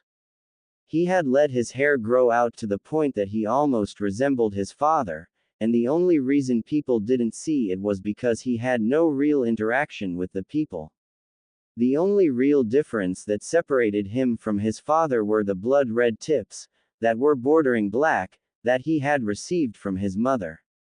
And speaking of his mother, he was currently following her as she was leading him over to one of her friend's house. Apparently, she wanted him to make friends with people his age, and it was because of that they had taken a break from training. He still remembered when she had asked him. Flashback. "Hey Naruto," hollered Kushina. He replied, not looking up from what he was doing. "Listen up. I'm going over to a friend's house. She has 2 kids that I think are your age. Do you want to go and meet them?" He breathed in through his nose and exhaled through his mouth. "No." Kushina growled a bit at his response. "Well, too damn bad. 'Cause you're going or I will beat your unconscious, and drag you there myself, Bane." "Fine." He sighed, resigned to his fate. Flashback end. That had been a few hours prior to their current situation. He looked around, but he didn't really recognize the area they were in, and concluded that they were still a ways away. He thought back to the memorable events that had transpired over the past 3 years, and how his training with his 2 other friends had been completed. Flashback. Naruto. Age 8. "Congratulations Naruto." Congratulated Itachi. "You now have a fully matured Sharingan." Naruto simply nodded his head, and tried to re-catch his breath from the training session he just had, with 2 opponents. It had been both Shisui's and Itachi's idea to help awaken the last stage faster by putting him in a simulated battle. Naruto's eyes had responded to his turmoil, and they had evolved to help deal with the situation. "Thanks, Weasel. Dragon." He thanked them in between breaths. "You're welcome," both said. "What am I going to be learning next?" "Here," Itachi said, handing him a piece of paper. "Channel some chakra into that, and we will go from there." Naruto had never taken his eyes off of the tiny piece of paper, as he knew what they were going to teach him now, nature manipulation. "To think that you could learn so much from such a small piece of paper," smirked Naruto at the thought of it. He did as he was told, and applied a small amount of his chakra. He was quite happy with what he saw. The paper had a large tear right down the middle, signifying a strong affinity towards futon. What happened next was just as simultaneous as the first reaction. The paper itself ignited, and burned to ash. "Impressive," complimented Shisui. "Not many can claim to have 2 equally strong nature affinities at such a young age." "Hee," chuckled Naruto. "Thanks. I must agree with Dragon as well," spoke Itachi. "However, since neither of us have a wind affinity, we will focus on training your fire affinity." "Right. Let's get started then," said Naruto, really wanting to learn. Hummed Itachi in thought. "What's wrong, Weasel?" asked Shisui as he saw his friend thinking. "I believe that with the amount of chakra he has, and the fact that he has been doing chakra control since he was very little, it should allow him to use our clan's favorite technique." That's actually not a bad idea," said Shisui. "Sounds like something I would have said," he muttered to himself. "What was that?" Itachi asked. "Nothing." The Uchiha prodigy nodded his head. "Then we are in agreement then?" he asked Shisui, who gave him a nod. "Very well then, Naruto," called Itachi. "Yes. I want you to watch me carefully," Itachi said as he ran through his hand seals. Naruto saw this and quickly activated his Sharingan. Horse, snake, ram, boar, monkey, horse, tiger, Kaden, Gokaku no Jutsu, fire release, great fireball technique. Naruto watched in fascination as his friend had breathed air into his lungs, and then exhaled his breath with a giant fireball. It was massive in size, bigger than some of the trees in the area, and it completely burned everything in its path. Itachi cut the chakra flow, and stood tall. He gazed at Naruto, who was still looking at his fireball as it continued to travel and then dissipate. Naruto, spoke Itachi, grabbing the blonde's attention.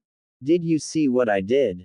I did. Explain. Well, I saw you gathering fire chakra at the base of your stomach. Then I saw you apply regular chakra into your throat so as to not burn yourself, then you inhaled some air, and released your attack, explained Naruto. Correct. But why did I need to breathe in air for? He questioned. The air fueled the fire in your mouth, which made your attack bigger and stronger. Correct again. Praised Itachi. This conversation aside, we need to discuss something very important with you, he said in a serious voice. Naruto caught the tone, and that is, Itachi did not want to say this, but he had no choice. I'm afraid we will not be able to continue our training sessions with you. What? Why? Naruto asked in confusion. Did somebody find out about this? He added. No, nobody found out about our group. Dragon, along with myself, are soon going to be assigned a rather long mission. Oh, responded Naruto, sadly looking down. How much longer do we have? Let's see here. You're about to turn 9 in 2 weeks, so I would wager we have about 10 months before we depart. Naruto grimaced. That's actually not a lot of time, he stated. No, it isn't. Time will fly by. Which is why in the remaining time we have, we will teach you to the best of our ability. Everything we will teach you is going to be split into months. Naruto raised an eyebrow. How are we going to work this? Simple. We will focus on one subject for 4 months, then another for 3 months, and we will repeat the process, he explained. The only question is, what you wish to focus on? I want to focus the first 4 months on ninjutsu, announced Naruto. Very well then, I want you to master this technique. When you do, we will move on to the next technique, said Itachi, steering the conversation back to his training. But what if I can't master it before we move on to the next part of my training? Asked a worried Naruto. Do not panic. Even if you don't master it, and we move on, we will leave some scrolls with you that contain techniques, reassured Itachi. At regular intervals, of course, he added. Okay, said Naruto, glad he would continue to learn, but sad he would be losing his 2 friends. Flashback end. That had been the first 4 months, and unfortunately for Naruto, he would have to now make do with scrolls. He had taken an entire month to master the first technique, and had mastered 2 more along the way. He hasn't been training with his mother as much, except for calligraphy. She had been a bit more busy doing her own things, and had left him to his own devices, hence the library. Speaking of the library, he had read most if not all books regarding the art of assassination. He could say without a doubt he knew how to assassinate a person, but actually putting it to practice was something else. The remaining 6 months had flown by as he spent it with Itachi and Shisui, as they taught him new things that would greatly benefit him in the years to come. Flashback. Naruto. Age 9. Okay Naruto, it's just going to be me today, and the rest of the 3 months, stated Itachi in monotone voice. Where's Shisui? Shisui has some work to do that will take him a while to finish. Okay then, what will we be doing today? I'm going to teach you my area of expertise. Naruto's eyes lit up at hearing this news. You're going to teach me genjutsu. Correct. But first, he said. What can you tell me about genjutsu? Let's see here. Genjutsu is like ninjutsu, in that you need chakra, and sometimes hand seals, but instead of affecting the body, it affects the mind. It then causes a disruption in a person's senses, explained Naruto. Itachi nodded his head and agreed with his answer. Correct. But we who have the Sharingan are given an advantage over others. We can cast illusions with just our eyes alone.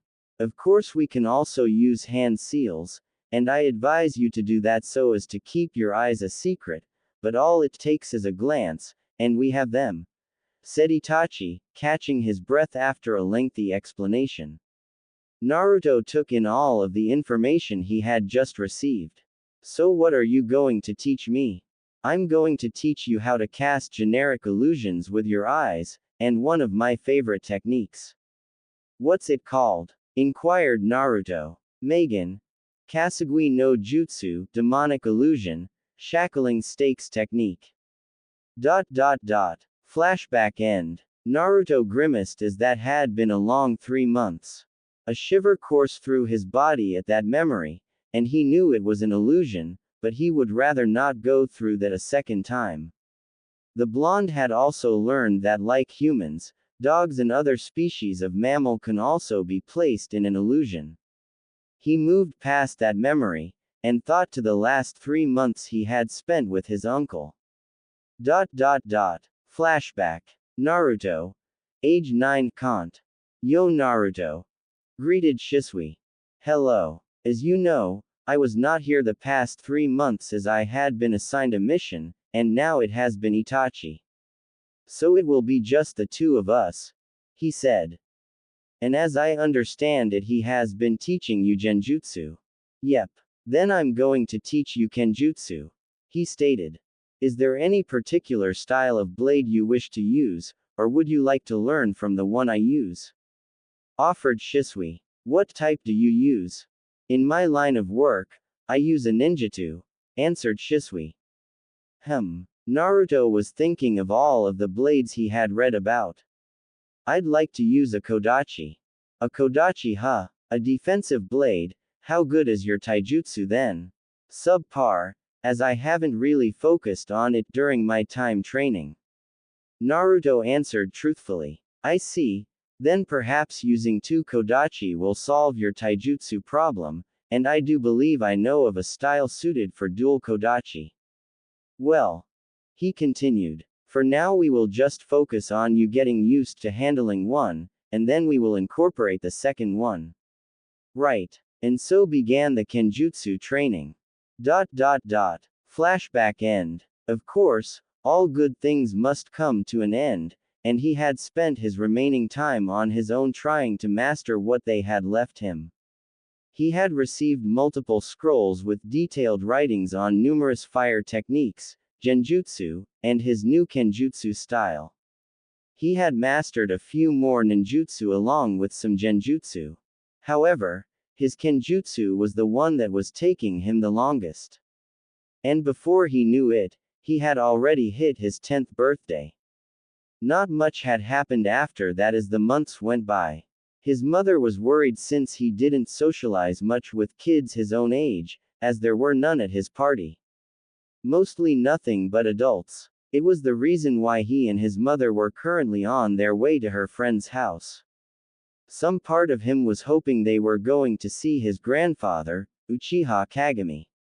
He knew why he wasn't allowed to see him, as he would need to go to the compound, and that would just raise questions. It still didn't mean he couldn't hope for it.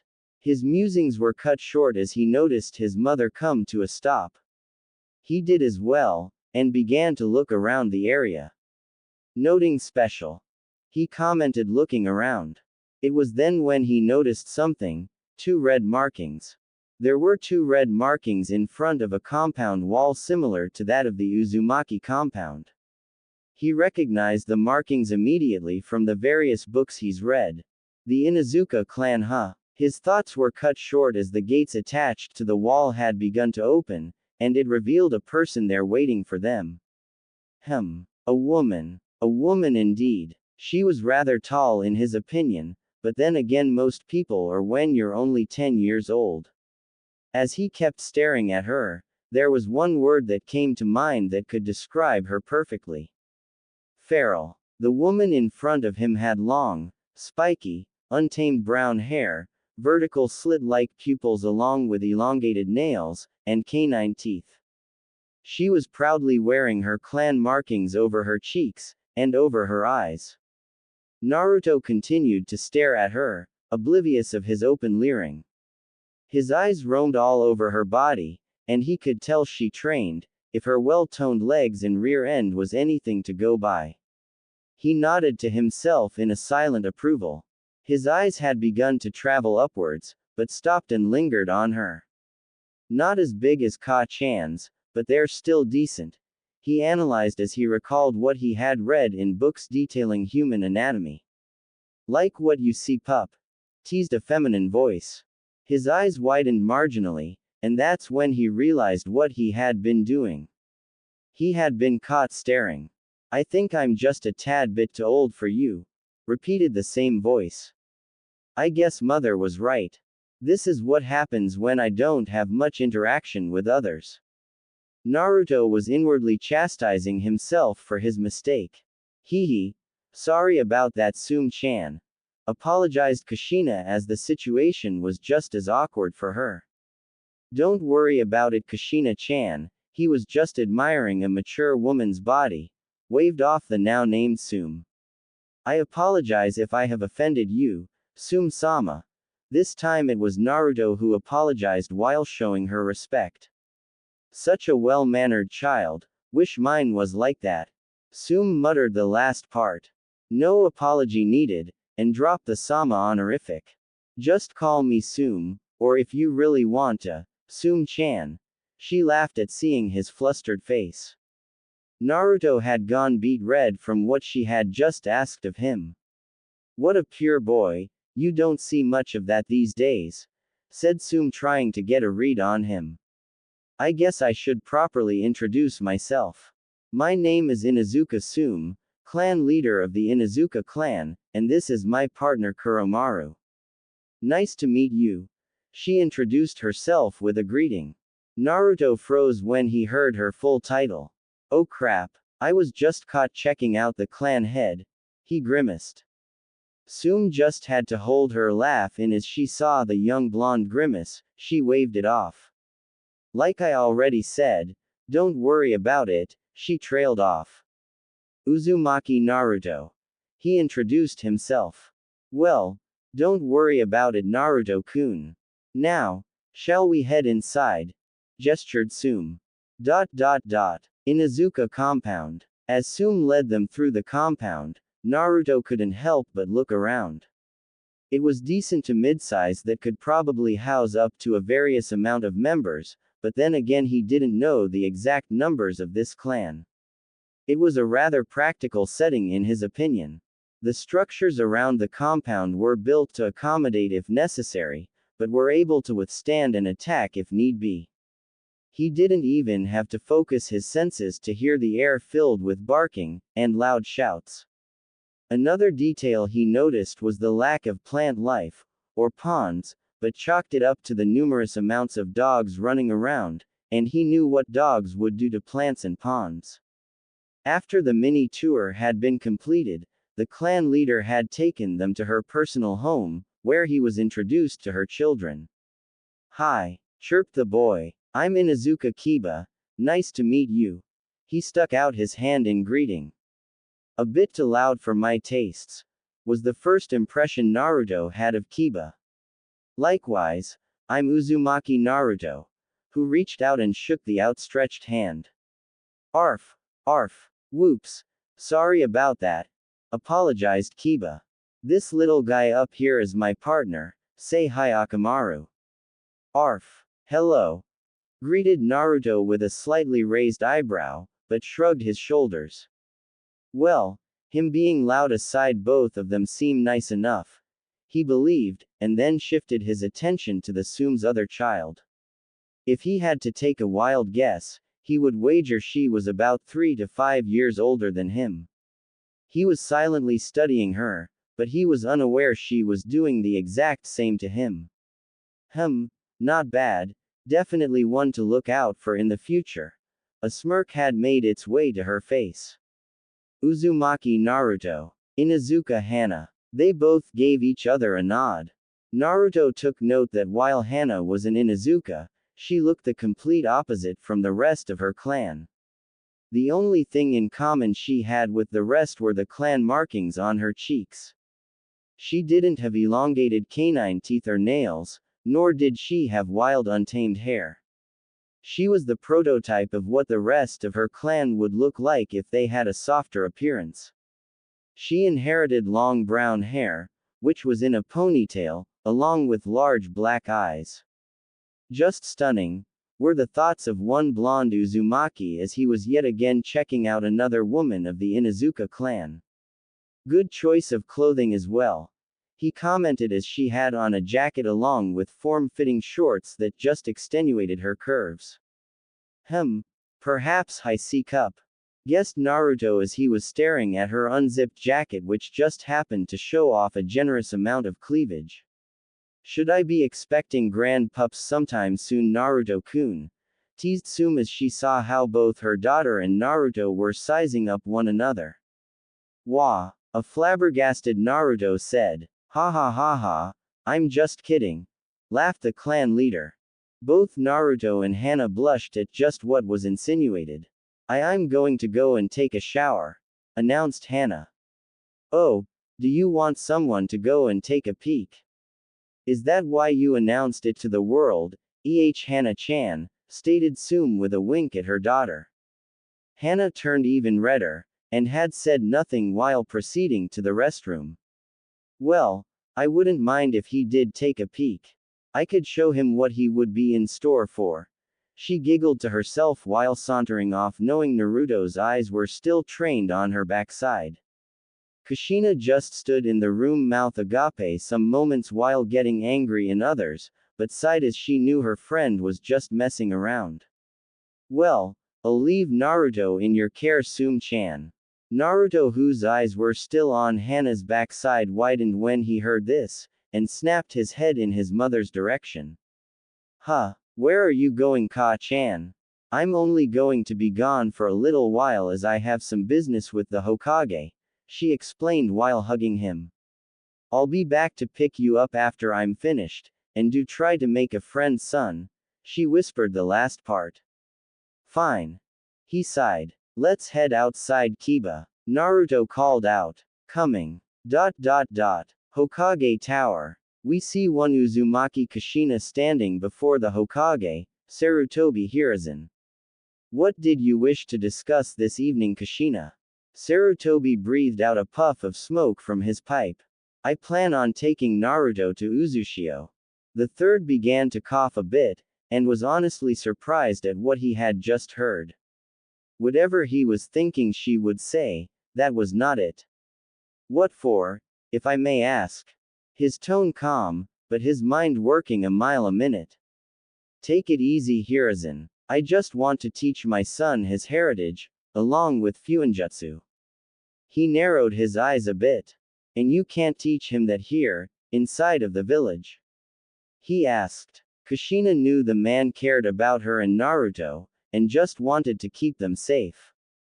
No doubt them leaving the village would put them in danger, especially considering they were the last two Uzumakis, and both were very important to the village, her right now, and Naruto when a few years older.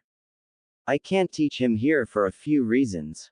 The first being that there are things in Uzu, mainly scrolls, that would greatly help his progress. I have already begun his training on his calligraphy, so I need what are in those ruins, she answered sadly when she mentioned ruins in her former village in the same sentence. I see. Sighed Hiruzen while still looking at the red head. And just how long will this trip of yours take? She inhaled a breath. A year. I'm sorry, could you repeat that? He said, cleaning out his ear. A year. What? What in the name of Kami is going to need you to be out of the village for a year? That ties into the second reason. And that is, you know just how dangerous Fuinjutsu is, right? It was rhetorical as she knew he knew how dangerous. One small mistake can prove disastrous, and with a village full of people, well, I'll let your imagination handle that. Hiruzen couldn't help but shudder at that prospect, and he knew from personal experience on just how destructive seals could be. Mito-sama proved that. It seems you have your mind set on this, he said. Then I will approve. Kushina smiled. On the condition that 2 of my Anbu travel with you, and know this is non-negotiable, he firmly told her. Fine. She muttered. Then I want Dragon and Weasel. She had known both boys were in the Anbu, and had been training her son secretly. She wasn't a former member herself for no reason, plus she has a high-ranking friend in there. Hiruzen was a bit surprised at who she wanted, but schooled his features. I'm sorry, but those 2 are on a long-term mission at the moment, he told her while avoiding her eyes. Kushina narrowed her own in suspicion as she saw him avoiding looking directly at her. Then who? Let me handle that. I will send them after they have been briefed on their mission, he told her while finally bringing his eyes to hers. Fine. She sighed. Just let them know that we will be leaving in a week. Inuzuka compound. It had been a little over a half an hour since his mother had left him with the Inuzuka family, and he was not enjoying himself. Damn it, Kiba. An annoyed Naruto shouted. Stay still. No way. Your game is slow and boring. I want to move around. Naruto took a deep breath and slowly exhaled. I need to calm myself down. Kiba.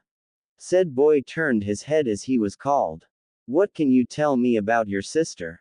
Asked Naruto. Well, she's very nice, and she's very close to graduating from the Ninja Academy, he stated. She also said she wants to be a medic nin, but she also wants to be a veterinarian, he finished. A medic and a vet? Those are very challenging fields. Naruto thought as his opinion on Hana was rising. So what are we going to do now? Asked Kiba as he was getting slightly impatient. How about we play some shogi? No way, that is boring. Whatever. Sighed Naruto. Where is your restroom? I need to use it. Go back into the house through the kitchen, and make a left. It's going to be the first door on your right. Kiba said, giving directions. Oh, and try not to get any on the floor. Mom hates that. I don't know why you're telling me this. I'm not you. He told him and found the room easily enough as he stood in front of the door. However, the door was left ajar. Nobody should be in here. Confusion written on Naruto's face. Hana should be out by now, right? Lime. He poked his head inside of the room a tiny bit, and turned on his dojutsu as the steam was blocking his normal vision, and he froze. His heart began to beat much faster as his pulse quickened, as there before his very eyes was the silhouette of a woman who was as bare as the day she was born. He was starting to hyperventilate. Oh crap.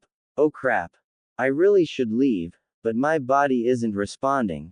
His breathing getting heavier and heavier as the steam slowly started to dissipate. He silently drank in the form of Inuzuka Hana, and the same word came back to him when he first saw her.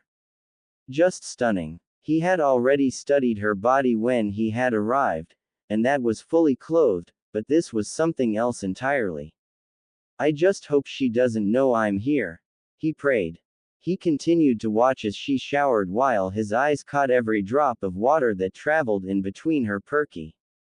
His body shivered a bit as her jiggled slightly due to her moving her arms which were busy washing her head. Her nipples were starting to erect due to the cool air that traveled through the open door. His eyes roamed over every part of her body from her developing stomach to her growing backside. With his eyes still active he could see a small amount of muscle beginning to form on her small frame, but it fit her very well. Beautiful. Marveled Naruto as reading about a female's body was by far a different experience than having a real one in front of you. I really should leave. He kept telling himself this, and was about to act on it until he saw something that rooted him to his current spot. Hana was bending over with her face and elbows on the wall, and he could see everything. His mouth was left agape, and he could not utter a single word. Nothing could be said. He had the perfect view. The blonde could see it all: vagina, snippets of pubic hair, and her anus. Everything was just staring at him in the face. Breathing functions ceased at this moment. Luckily his brain was still functioning. I really need to get out of here. But something stopped him